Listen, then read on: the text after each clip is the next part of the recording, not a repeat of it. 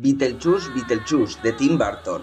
Esta tardía secuela, estrenada nada más y nada menos que 36 años después del original, hará sentirse viejos a aquellos que crecieron viendo Beetlejuice en televisión, entre los que yo mismo me encuentro. Era difícil esperar algo bueno de este proyecto, más teniendo en cuenta que la carrera de Burton ha estado sumida en la mediocridad en los últimos años, pero sorprendentemente es una cinta bastante decente, consciente de ser una operación de nostalgia, pero hecha con mucho cariño por este universo.